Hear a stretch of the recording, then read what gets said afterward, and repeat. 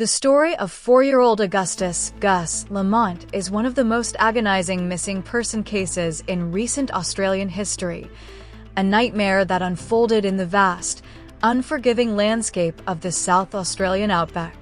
It began simply enough on a temperate late afternoon, Saturday, September 27, 2025, at the family's remote sheep station, Oak Park Station, a property about 40 kilometers south of the small town of Yunta.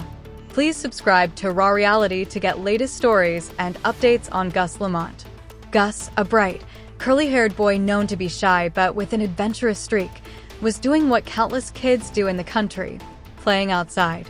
He was last seen by his grandmother around 5 p.m., playing on a mound of dirt near the homestead. Just 30 minutes later, at 5:30 p.m., when his grandmother stepped out to call him in, he was gone. The immediate assumption was that he had wandered off, which in the sprawling, rugged terrain of the Australian outback is a terrifying prospect. The family searched frantically for 3 desperate hours before making the call to the South Australia Police. That initial delay, understandable as the family tried to handle what they thought was a simple case of a child briefly wandering, would soon be magnified by the sheer difficulty of the search area. The response was immediate and immense, becoming one of the largest and most intensive search operations ever mounted by the South Australia Police, SAPL. The first night saw police resources committed immediately, including the use of the Polair helicopter with infrared technology and ground searches surrounding the immediate homestead. But the outback doesn't give up its secrets easily, and the search intensified dramatically from early Sunday morning. The days that followed were a testament to human determination against overwhelming odds. The search area was enormous, characterized by scrubland, dry creek beds, and temperatures that could plummet overnight. Police quickly ramped up their efforts, calling in the State Emergency Service, SES, countless community volunteers, and eventually, the Australian Defence Force, ADF. Teams worked tirelessly, sometimes covering up to 25 kilometers a day on foot, crisscrossing a search zone that initially covered hundreds of square kilometers. Sniffer dogs, drones, helicopters, and all-terrain vehicles were deployed. Every abandoned shed, every water tank, every piece of scrub was meticulously checked. The family released the first photo of Gus, a sweet-faced boy in a Peppa Pig t-shirt, pleading with the public for any information. The image resonated deeply, and the entire nation held its breath. Reports kept the case in the national spotlight. News outlets detailed the search grid by grid, the changing resources, and the stoic commitment of the searchers.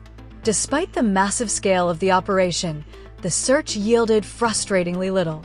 There were virtually no tangible clues, no confirmed footprints after the first few days, no discarded clothing, no hat, nothing to suggest a clear direction of travel. This zero evidence became a major point of anguish for investigators and the public alike. On Tuesday, a possible clue emerged.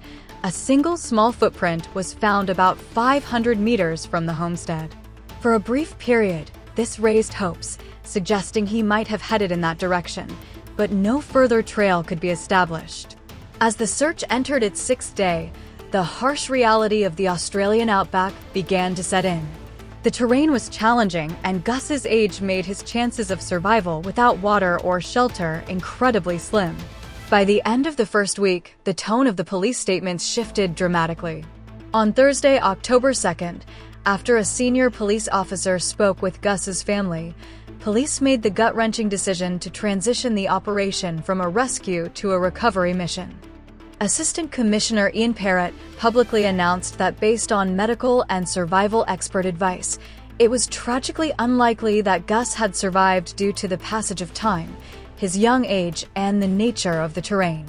He acknowledged the difficult time for everyone involved, stating, "Whilst we have all been hoping for a miracle, that miracle has not eventuated."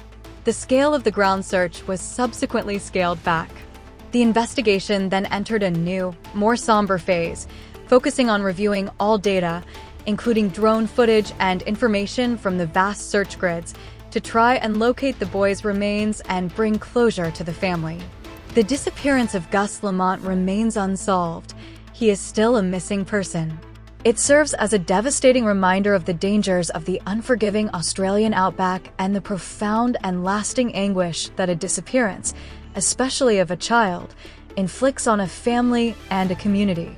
The question of what happened to Gus, whether he succumbed to the elements, fell victim to an animal, or, as some persistent theories suggested, was the victim of something more sinister, hangs heavy over the silent, desolate landscape where he was last seen playing on a mound of dirt. The case closed the door on a comprehensive search effort, but left the door open on a mystery that continues to haunt Australia. Like, share, comment, and subscribe to Raw Reality. No gloss.